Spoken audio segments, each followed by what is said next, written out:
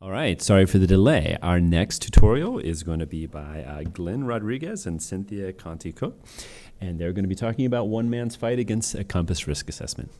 Take it away. Thank you, Bo. We apologize first and foremost for the technical difficulties, but thank you for your patience. Thank you for being here. We would like to thank the organizers of FAT for having us and for providing us with the platform to discuss what we believe is a very important issue. And we hope that our presentation here today provokes some thought regarding the granular challenges to the topic of risk assessment instruments. For those of you in industry, we hope that this presentation serves as a learning experience so that you guys pretty much you get my perspective of how risk assessment instruments actually affect an individual on a personal level. I know we often speak about risk assessment instruments in abstract terms and esoteric terms. You're actually going to get a personal experience. So my name, as I said before, is Glenn Rodriguez. I am the Director of Case Management for the Center for Community Alternatives. Center for Community Alternatives is a nonprofit organization that works with court-involved youth. It is an ATI and ATD. For those of you who don't know, that's alternative to detention, alternative to incarceration. And Cynthia can introduce herself now. Sure. Thank you. And I just wanted to say a little bit about who I am and how I came to sort of engage with this question around a very specific question on a very specific risk assessment in New York State. So I'm Cynthia Conti-Cook. I work at the Legal Aid Society in the Special Litigation Unit. And in that place, I get a lot of mail from a lot of people who sometimes are in prison and have related questions about being denied parole, for example. And I have a handful of cases on behalf of men who have been denied parole. And it is in this context that this issue has come up for me. In New York State, parole is decided by a board, which has commissioners, and they sort of look at you after you have spent the minimum amount of time. It could be 20 years, it could be 10 years. Whatever amount of minimum time you've spent incarcerated, you come in front of a parole board. And historically, the parole board has always been very hyper-focused on your past crime. And in an attempt to sort of redirect the parole board's attention away from past crime and towards what they call future-focused factors, I think that's a tongue twister, they have introduced a risk assessment. Now, the risk assessment that has been introduced in the parole release context in New York State is COMPAS. You might have heard of COMPAS through this article, right? And through the context of sentencing release risk assessment instruments. So COMPAS, in this study that was done by ProPublica, was being conducted at the sentencing stage before someone went to prison, but it's still done by the same company. We used to know them as Northpointe. That's how we knew them in this debate, right? But they have a new name. That new name is Equivant. And I just want to point out to you that Equivant is really concerned about being a fellow steward of justice. This is their mission statement. And that it's committed to the mission of people in the justice system, and that they're valuing their ideals, and that there's no such thing as good enough, right? So this is the company that's creating the risk assessment instrument that we're going to focus on today. Now, this isn't just a state that has a regulation that says use any risk assessment instrument. COMPAS is embedded in the actual directive that this institution has. It specifically is called COMPAS in the directive. So they're pretty intertwined at this point. It's not like New York State could wake up tomorrow and say, you know what, Equivant and COMPAS, you're fired, right? This is part of their regulation. They would have to go through some regulatory process in order to get rid of them. But the purpose of COMPAS, according to the Department of Correctional Services, is to assess an inmate's risks and needs by gathering quality and consistent information to support decisions. Just keep that in mind as we move forward. This is what a parole commissioner who is making a decision about whether you deserve to go home or not is going to look at. And I want to point your attention in this scale to prison misconduct specifically. And just note that prison misconduct, it's hard for you to see, I apologize. Prison misconduct falls under the category of criminal involvement, right? Even though, as Glenn will discuss later, prison misconduct is sometimes not standing up quickly enough, or talking back to an officer, or things that are definitely not criminal, misconduct. Moving on, I want to give the floor to Glenn to tell his story and tell you about what it really means to be on the wrong side of a risk assessment.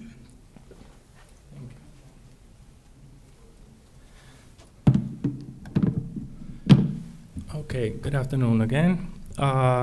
So as we've alluded to, I am a formerly incarcerated man. I was directly affected by COMPAS. And so I served a 26-and-a-half-year term. I was incarcerated from the age of 16 all the way to 43, from 1990 to 2017. How many of you were around in 1990? Let's see a lot of young faces. Okay, so that's a pretty long time, pretty long stretch. A lot happens in 26 years.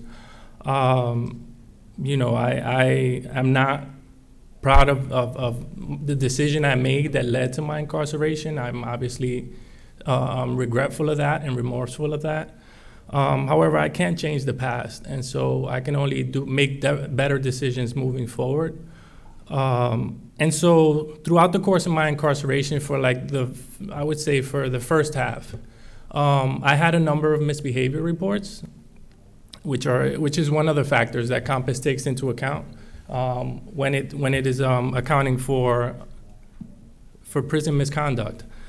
However, at approximately the year 2000, you know, I was a little older. I was about 26 then, and a lot more mature. And so I started making better decisions because I had arrived at the midway point of my sentence, and at that point I could see the end of the light at the light at the end of the tunnel, as they say. As a young man, when I was 16, all throughout my teens, I couldn't see that light, and so that's what led to some of the behavior. However, by the time the year 2000 came around, I could see that light. I said, you know what? I've been in 13. I could potentially do the rest of these, like the remaining 13 and a half years. And so I started taking steps, taking corrective measures to address my behavior. And so some of those things included participating in programs that I would never have thought of before. So I volunteered for just about every program that was available in the prison. I trained service dogs for wounded war veterans through a program called Puppies Behind Bars. I went to college. They had a Bard College program in the prison. I obtained 1 degree. I was working on a 2nd degree by the time I appeared at parole. The bottom line is I was a completely different person when I appeared before the parole board. Unfortunately, COMPAS did not agree with the changes that I made. So this is what the disciplinary history section of the COMPAS risk assessment looks like. So there's 4 questions, 16 through 19. The first question, question number 16, asks for the total number of Tier 3 infractions. So in order for you to understand what Tier 3s and Tier 2s are, so there's a 3-tier disciplinary system in the New York State Department of Corrections. Tier 1s are the least serious infractions, which, you know, could be anything from just having your pants hanging too low, right? That could constitute a Tier 1. Then you have a Tier 2 infraction system, which is like a moderately severe, which carries a penalty of up to 30 days of confinement to the cell.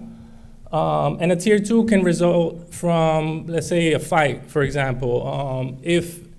Assuming that when the officers arrive and they say break it up, you follow instructions and there's no weapons involved, you could conceivably receive a Tier 2.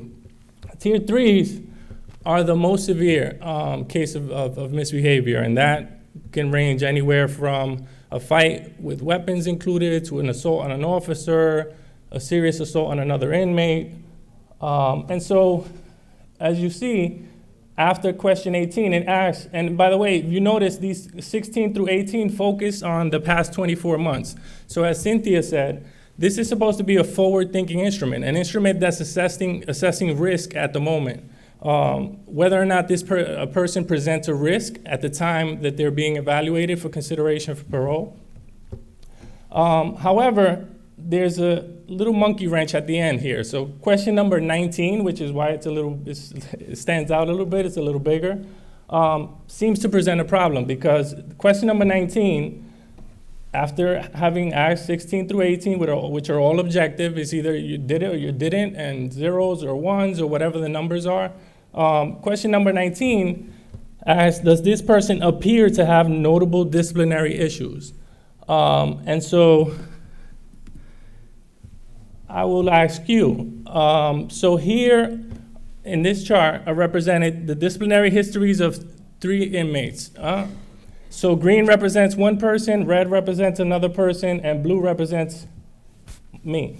So I'm gonna put the question to the floor and ask you guys. So who would you say out of these 3 guys appears to have notable disciplinary issues? And by the way, the number of infractions, however, like whichever ones are higher, so this is a timeline, and obviously the higher the bar goes, the more the infractions for that year.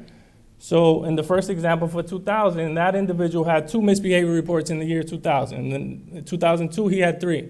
So who would you, I don't know, can I get some feedback? What do you guys think as far as who presents a notable disciplinary issue on this chart? Who would you guys say? So you have the person in green has 2, 6, 8, a total of 14 misbehavior reports in a 17-year period. Yes, no, or unsure. Okay, and then you have, I'm sorry? Okay, and then you have the person in blue, which was myself. I had 2 misbehavior reports in the same time span, the last of which was in 2006, which means that leading up to my parole board appearance, I had over a decade with no misbehavior. And then you have the person who is defined by this red color. You have 1, 3, 4, 5, 6 misbehavior reports. So anybody have any ideas as to who would be categorized as what, as far as appearing to be a notable disciplinary issue? Okay, so let's go on to the next slide. And so this was how that answer was questioned, how that question was answered, for each one of those cases. So for me, it was yes, right? For the person who had the green number, who had the most number of misbehavior reports, it was unsure. And then for the person who had 6 misbehavior reports, who you would have thought would have been the one in the middle, who perhaps would have been defined as unsure, he received a no. And so what this means, so what does this mean? How does this translate to numbers, and how does this affect people, right? So here you have, in my case, I had 2 misbehavior reports. However, the person who conducted the COMPAS risk assessment, the interview, determined that I appeared to have notable disciplinary issues. In the other 2 instances, there was an unsure and a no. So how does this translate, and how does this affect people? I'm going to show you right now. So this is what the summary was, right? So me, a yes with 2 misbehavior reports, JP, unsure with 14 misbehavior reports, and RR, a no with 5 misbehavior reports. So this is what it translates to. So going back to the chart that Cynthia mentioned in the beginning, this is the chart that's generated as a result of tallying up those numbers. And so because I received a yes, despite the fact that I only had 2 misbehavior reports, despite the fact that I didn't have misbehavior reports for over a decade leading up to my parole board appearance, I received a yes, and so I scored an 8 on the prison misconduct, which is very high. When a commissioner sees an 8, it's like automatically, no, you're not going anywhere, you're denied. And that's precisely what happened to me, right? So I appeared before the parole board with that COMPAS, and I was denied parole. on my first appearance, despite every effort, despite the fact that I appeared before a parole panel with a parole portfolio that consisted of over 100 pages, 25 letters of recommendation, close to 30 certificates of accomplishments, college degrees, dog trainer certificates for training service dogs for wounded war veterans. None of that mattered. What mattered was the COMPAS risk assessment. And the COMPAS risk assessment said that I presented a risk for society. Okay, so having said all that, so what are the processes that are in place to challenge this? So when you're in prison and you're going through it with the COMPAS risk assessment, anytime you have any kind of grievance in prison, they have what they call the grievance procedure. Which is there's a directive that governs the process. And so one of my things, my initial instinct was not to go that route because this route usually doesn't generate any results. So I tried to resolve it informally, and I wrote to my counselor, and then I wrote to that person's soup. My counselor didn't agree. They said, listen, it is what it is. The COMPAS is what it is. Whatever the COMPAS says, that's what it is. We can't change that. I inquired as to how the COMPAS arrived at that, whether it actually took into account the fact that so many years had passed with no misbehavior. And they said no, they didn't know, and it didn't matter. That's just what the COMPAS said. And so I managed to write a senior counselor, which is a supervisor of my counselor. And this person had some kind of sense and was able to see what was clear in front of her, and she actually sided with me and she agreed to change it. Unfortunately, I wasn't that fortunate, right? It turns out that as I was getting closer there, so I got denied parole in July of 2016. As I was getting closer to my next parole appearance, this person who had agreed to change it and was actually in a position to tell my counselor to change it, fell ill. She had suffered a back injury. She was out of the facility, and guess what? My COMPAS was not changed, and so I was forced to appear before a parole panel with the same COMPAS risk assessment. So, as I was getting closer to my parole appearance, I actually filed a grievance. Because at that point, once I discovered that the woman was no longer, who had agreed to change it, was out of the facility, so that was that was the only person who had agreed to help. And so I wrote a grievance, and a grievance is pretty much just a formal complaint. You write it up, you say what the facts are, and how it's affecting you, whether it's having a detrimental effect or whatever the case may be. You state your claim, and at the bottom you pretty much define what the actions you're requesting, what the remedy is. This did not result in anything. In my case, what happened was they pretty much held on to the grievance, and they have a certain amount of time to answer, and because they knew I was going to the parole board before that time expired, they just held on to it so that they didn't have to address it. And so, I was fortunate that when I appeared before the second panel, they exercised their discretion and actually overrode the COMPAS risk assessment, which is rare, very rare. Oftentimes what they'll do is they'll go with whatever the COMPAS says, because what happens is, in a very politically charged environment, this whole COMPAS idea, if you go against the COMPAS and something goes wrong, guess what? Now you're all in the papers, your job is on the line. So, it's safer to err on the side of caution and just go with the COMPAS risk assessment, because there's no risk there for the individual who's making that decision. However, how that affects the individual who's on the other end, it's a whole different story. So I had to tell my family, no, I'm not coming home. And so it was a huge disappointment for everyone. And they're like, and it kind of defeats the purpose. So we're talking about rehabilitation and incentivizing, productivity and guys doing the right thing in there and trying to get out. But then you got a guy who goes over a decade without misbehavior, and then no, you're denied. So they pretty much they answered yes, and I actually questioned it when it happened. The reason why the counselor answered yes is because there's no uniform instruction that's given to the counselor, so they don't all answer this question in the same way. It's just I guess we attribute this to like the art of persuasion. If you're good and you can persuade your counselor to check no, then guess what? You're lucky. You get to go home.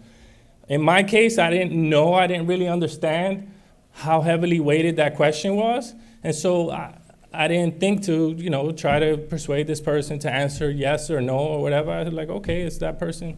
They answered the question, and we'll see what happens. But once I got the result and I started kind of doing a little research, I started going around the prison yard asking guys and kind of comparing my COMPAS with other COMPASes. It turns out that question is very heavily weighted. If you noticed, when I showed the three disciplinary here, everyone had zeros for misbehavior, right? In that 24-month period leading up to parole. Everyone has zeros. So the only difference is that question number 19. So for some reason, that question seems to be more heavily weighted than it seems like it's an automatic. If you have yes, you automatically score high. If you have unsure, you score a 5. If you have a no, you score low. And Cynthia, if you will. Yeah. So, you're fine. So Glenn, along with a few other individuals, really started to note these patterns and reach out to us and ask for help, right? And so, in addition to hearing from Glenn that fall, we also began to hear from a few other people. And some trends started to emerge. So you heard Glenn say that the counselors are, not supposed to have a policy about who is answering that question or how they're answering that question. They're not directed anyway. But when some men have tried to approach one specific counselor, they go up to her, much like Glenn went up to his counselor, and say, hey, I don't have a notable disciplinary history. What are you talking about? And one counselor literally said back to him, who knows how much weight it holds? And this man actually names Glenn and says, I knew better because I spoke to Glenn. And I spoke to the other individual, RR, who's in red. And I knew what they had showed me comparing their COMPAS outcomes with mine. And I realized that this did actually hold weight. And despite those pleas, this man was not able to convince the counselor to change his score or his answer to that question and therefore his score. And so the counselor said, successfully, right? She was able to convince him, nope, our policy says this is how we have to answer it and you just have to take it. A different individual, so RR on that chart before, he was able to go to the counselor and in 2016 when he appeared in front of the board, if you get denied parole, you have to see the parole board every 2 years. That's why it's 2-year increments. So he went to the parole board in 2016 and successfully got them to change his answer to no. But when he appeared again in 2018, and this is a letter from August 2018, the question had been answered differently again, even though from 2016 to 2018, nothing had changed about his disciplinary history. There was no disciplinary conduct between 2016 and 2018, and nothing had changed. And so this is his grievance, fresh from a typewriter, where he's complaining about the complete lack of consistency that this instrument, specifically this question, has introduced into this process for them. And when he, again, went to the counselor to say, how are you making this decision? She said, well, there's a new policy that requires me to say unsure for anyone who has any disciplinary history ever in the record. And these are men who've been in prison for decades, right? And some of them haven't had disciplinary history in decades, but still they have a policy.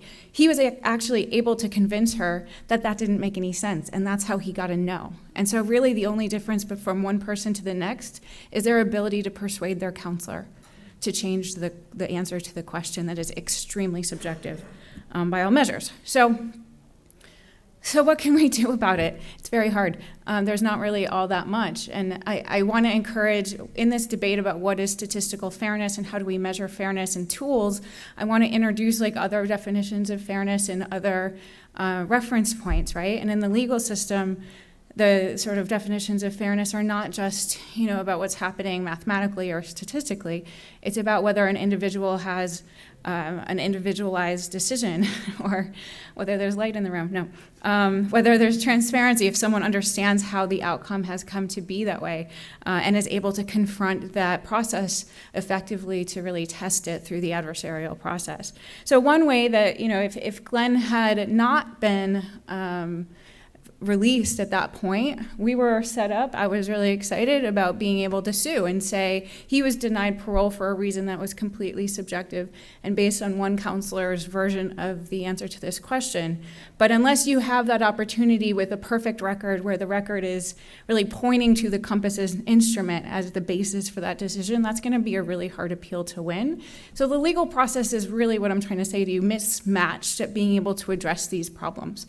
But industry, I would like to encourage people that are in industry or have industry's ear on these issues, that they absolutely need to pay attention to them and be very aware of the amount of damage that they can do.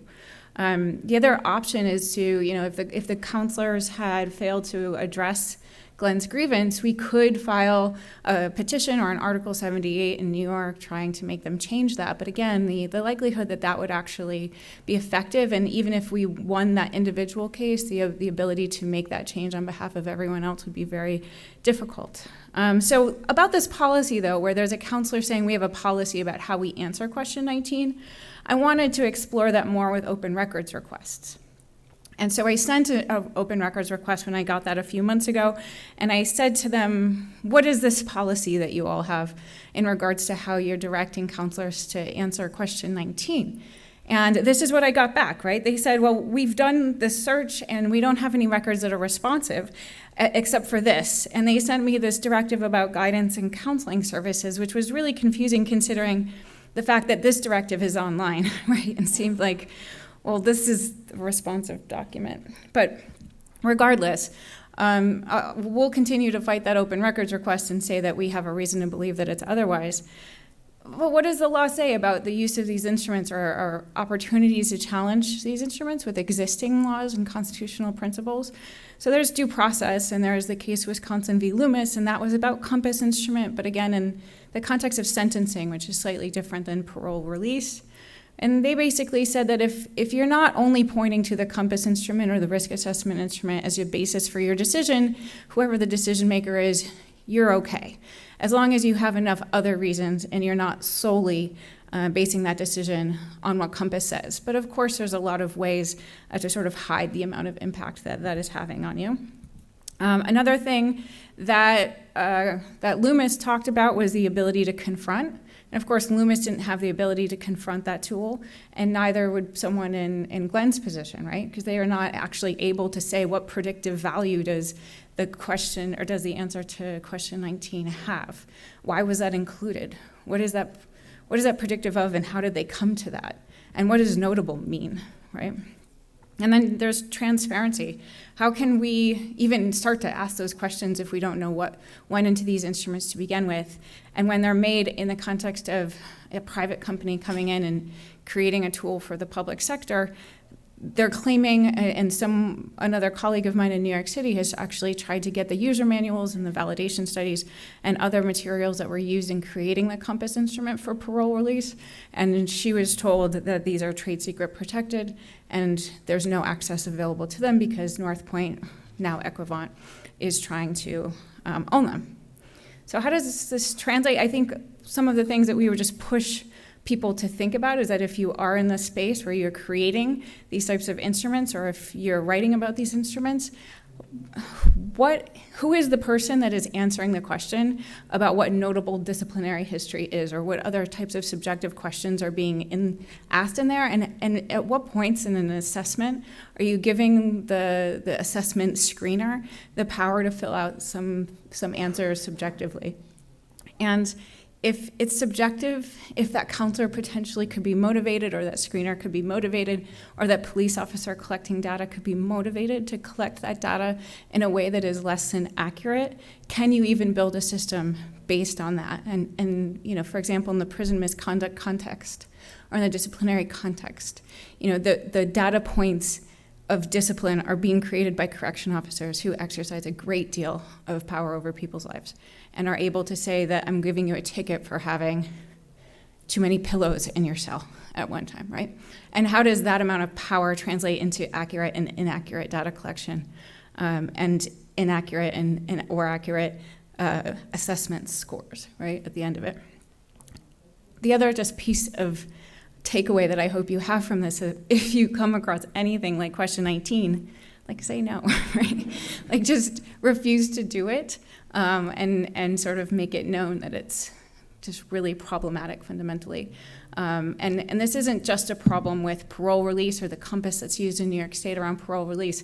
This is something that we see again and again in the different types of risk assessments that are used in the criminal justice system. And I think question 19 really just embodies that problem in a particular way. And because we're lucky enough that a group of these men have been sharp enough to sort of identify it and compare and figure out how to identify it amongst each other, that we've been able to hone in on it.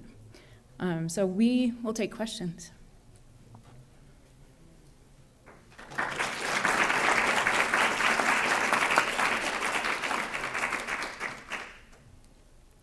Yeah. Should we throw microphones at people?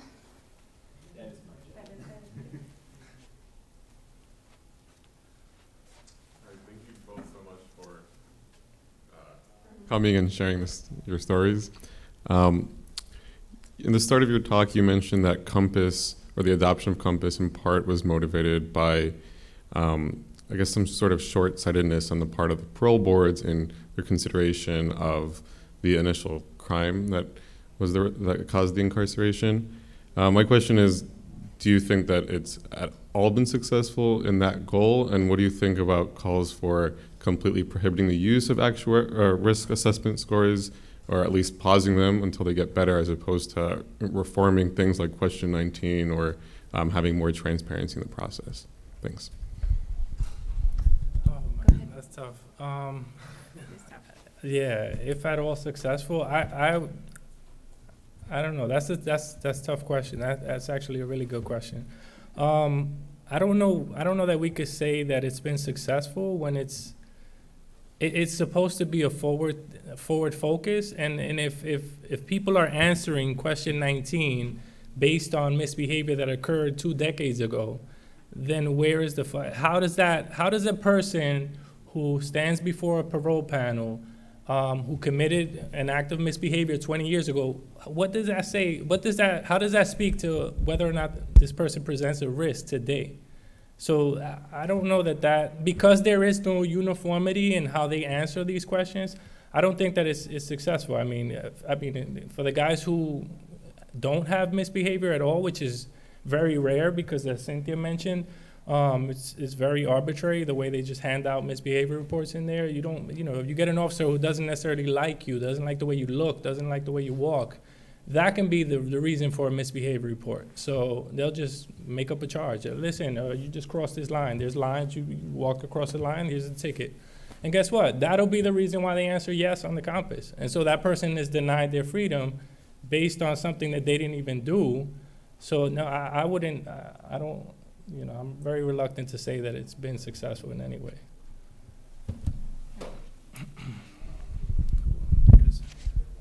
And there's someone in the back. Hi, thank you again for the presentation. Could you speak a little bit more about how, the use of this automated assessment tool changes what legally can be done, or how it changes the policy pressures?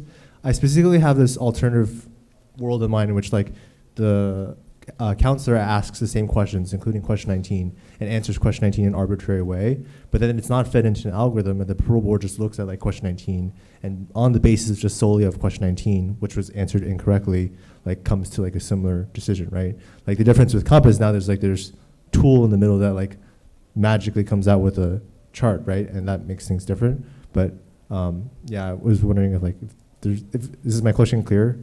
I think so, and I think that the difference is when you're a parole commissioner and you're reviewing, 30 people in a day. Sometimes more. Sometimes more. and you're sitting, either in a room or on the other side of a computer with 30 files in front of you, are you going to do the hard work of actually assessing every individual's actual disciplinary history and whether they were tier 1s or tier 3s and, the quality and type of those disciplinary tickets? Are you going to assess each of those individually when something as, as sweet as this bar chart is created for you? And if you're just another, regular human being, when you look at a bar that is, such a standout, are you going to do the extra work to investigate that? Or are you just going to be like, he sort of stands out. Am I going to take that risk? No, I'm not. And so I think it's about the institutional reluctance to diverge from what the average has as it's been set for them. So I think it's difficult to expect them to do more than intellectually necessary to do their jobs, which is pretty low.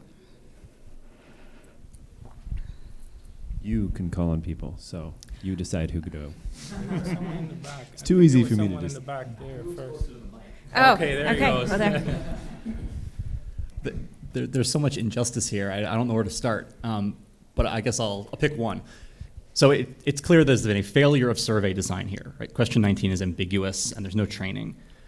But it's really concerning to me that COMPAS is written into the law. Does that mean that the tool or the instrument can't be changed because it's prescribed, or does that allow for like a different version of the tool? It's still really unknown. When they were writing that directive, it was a public policy decision, and so they did allow public comment, and we did say to them, like, hey guys, maybe just say risk assessment. Don't tie yourselves to this tool in particular, and they didn't take that bit of advice. But I think that we're wondering the same thing, and if we can put pressure on them to change, like question 19, through COMPAS, I'm not sure. I think it depends what their contract with COMPAS is, which again has been, they've refused to produce that to us because of trade secrets. So it's a secret, I guess. That's part of the problem.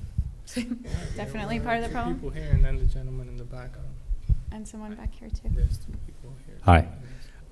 You mentioned using public records requests, which are obviously a goldmine, but they're running up against the problem that I've seen a lot, and that is this use of trade secrets, or at the federal level, sources and methods for law enforcement, and then they deny everything.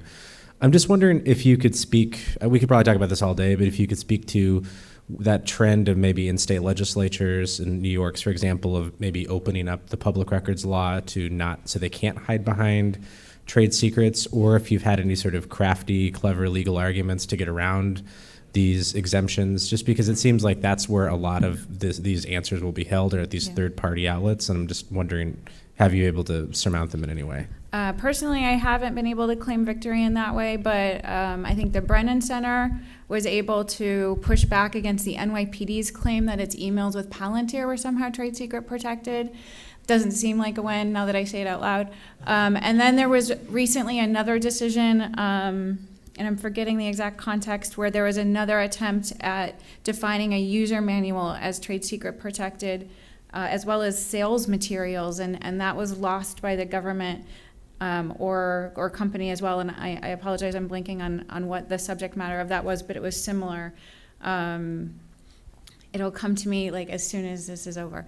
But I haven't successfully made those arguments. I plan to try to make those arguments anew now that those good cases exist, but it's absolutely a hurdle. The other place that I think that we could change a lot of this is in the procurement process. If government agencies were much more clear up front with companies about the amount of transparency and government access and adversarial process that they expect these tools to stand up to before they engage in contracts with them, I think we could prevent this craziness from happening. People over here. So I walked in slightly late, so I heard towards the end, the presentation towards the end. But I was wondering that to get rid of, in some sense, like the impact of seeing the COMPAS score and then making a decision, or looking at the person and then making the decision, is it possible to have like a blind case that's sort of presented to the parole officer, which also might speak to the fact that it's an unusual case, so they should not go by the majority numbers that are presented and not even look at the COMPAS score until they've made a decision about the case themselves, and then maybe see the COMPAS score and then sort of maybe see the person that they're making the decision for. Like, this has actually balanced gender ratios in violin auditions, in music auditions, because I forget how it was skewed, but then they started having the auditions behind a curtain, and that sort of balanced out the gender ratio of the applicants, of the people who were actually admitted. What do you think? Unfortunately, in New York, they're actually instructed to, the COMPAS is supposed to dictate which way they lean. So they're supposed, the way that it's set up in New York, they're supposed to look at the COMPAS, and that's supposed to give them a sense of direction. And in order for them to depart from COMPAS, they have to have a justification. So in my case, they actually departed from COMPAS. Mm-hmm. But there was also a parole portfolio that was submitted that consisted of over 100 pages and had letters in there ranging from like captains in the military to like the district attorney's wife in one of the counties of conviction. So there were like a lot of people supporting me. And so that's probably why they felt inclined to depart from them, because at the end of the day, if anything went wrong, they can always fall back and say, look at all the people that wrote letters. They could throw them on Front Street and under the bus, instead of, having personal accountability. Others?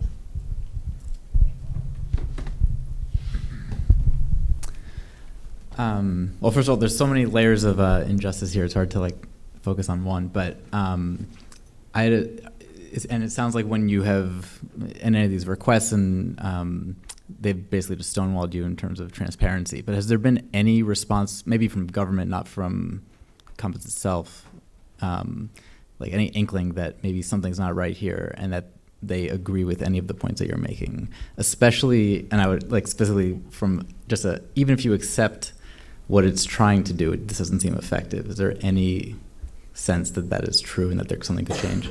I mean, I think the most optimistic that you can be about this is that some people are successful at persuading the counselors to change the answer. On the other hand, it's incredibly unfair to the people who are just less persuasive, right? I don't think there's much more optimism in that. And we're at the very nascent stages of building up a response to this, and I would actually love to talk to anyone who has ideas about how to approach Equivant or Northpointe or COMPAS about this, because I feel like they should care. And yeah, I think that their pressure might be more, they might influence the government more than we do. Hi. Oh my goodness. Sorry, I'll say that. So mine's kind of twofold question. Were there any positive features in this? Because you did so many activities, and I've only seen the negative, but that might just be because that's what we're focusing on. And either way, do you believe that any of these proxies of behavior or these metrics actually have an impact on recidivism?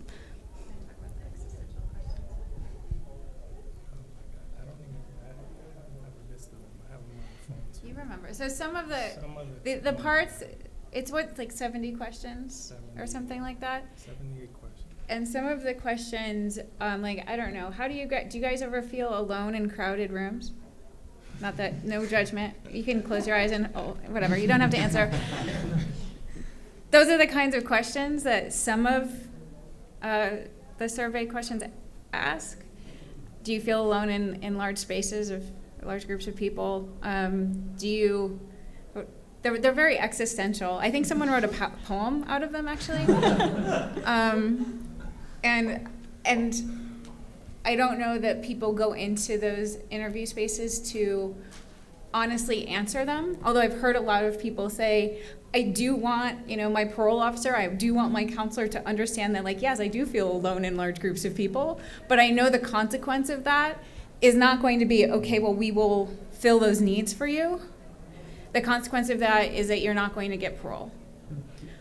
So people go into those spaces, into those interviews often prepared to, Yeah. you know, do you want to speak about? Because the questions are readily available. Like, once you've been to the parole board, you have a copy of your COMPAS, and it's up to you whether or not you want to share that, but most guys do. And so those questions are all available throughout the prison yards. And so guys who are going to parole board, they will seek them out and kind of study them, because they know that they have to say all the right things and to try to get parole. So. I was wondering if you had an idea of why COMPAS is so embedded into the New York system. And I was also wondering if you had, this is a separate question, but any examples of parole boards being disincentivized to move away from a COMPAS assessment, like if there's some specific example people think of and why they're so afraid to depart from it. Herman? Yeah, pretty much. This is not good. Okay, it's safe. Recently in New York City, if you followed any of the news there about a man named Herman Bell who was released, I think he had an actual full day interview. They interviewed him for the whole day. And he had an extremely incredible, inspiring packet of information that he had prepared and had a very low risk COMPAS assessment. And a lot of people actually have very low risk scores and still get denied parole.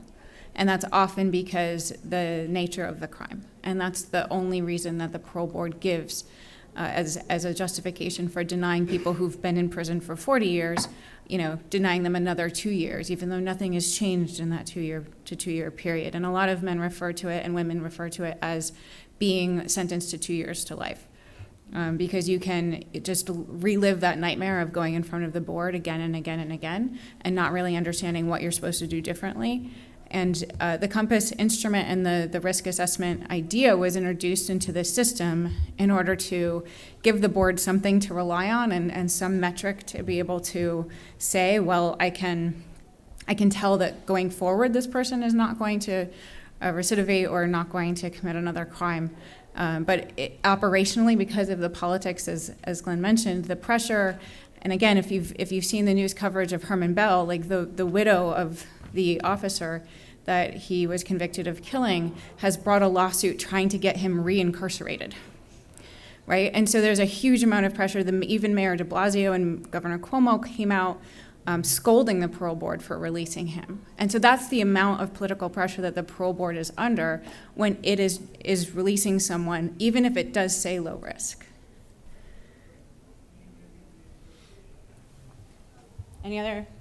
This gentleman in the back. I lost track of the microphone.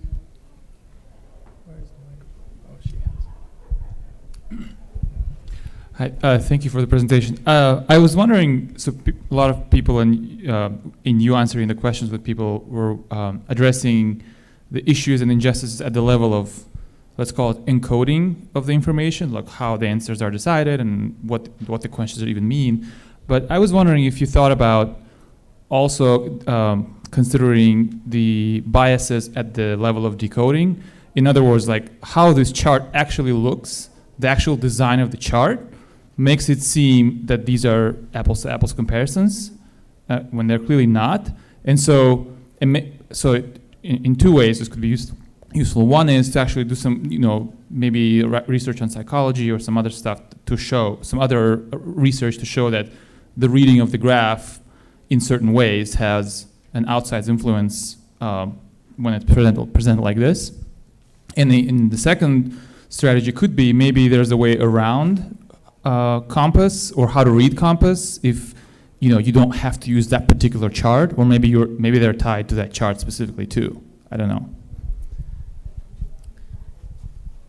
Noted. I do think that any front sheet or cover sheet to risk assessment instruments or to rap sheets in the criminal justice system, any attempt at summarizing what's in an otherwise very convoluted sort of list of cycles or list of information, all of these institutional actors rely so much on the shortcut that it will be hard to tear them off of that, but it's definitely another way to look at it.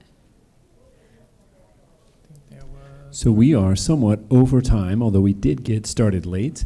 I just wanted to say, first of all, we should give a round of applause to our speakers.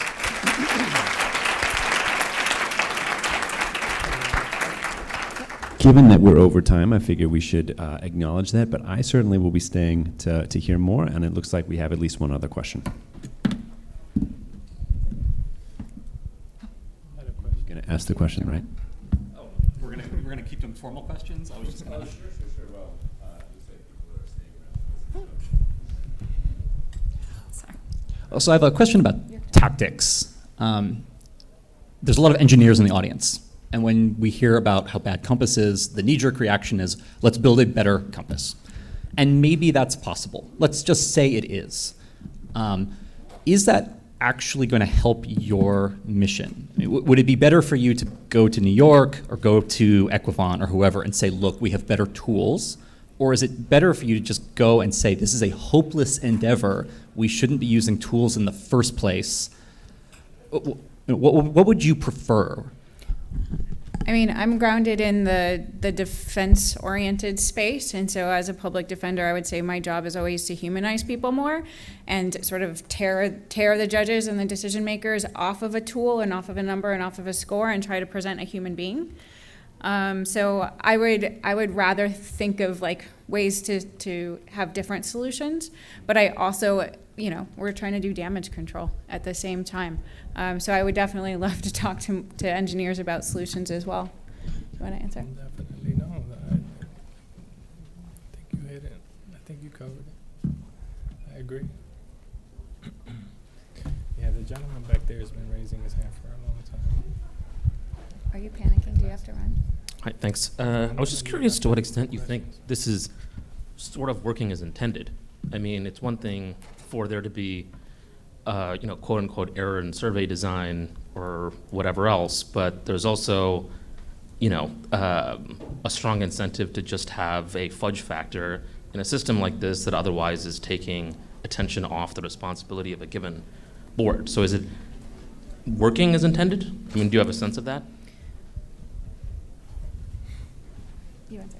You know what I'm going to say. Go say it. So, yeah. Answer. You answer. I'm going to go. Glenn has a plane to catch, and maybe, depending on the weather and whether it's agreeing. I would say yes, and I think that the obvious answer is that the system is trying to move away from the amount of time and resources it takes to make individualized decisions about people with careful consideration. And traditionally, parole boards have made their decisions in even less than 5 minutes, even when they have a 30-year record to consider.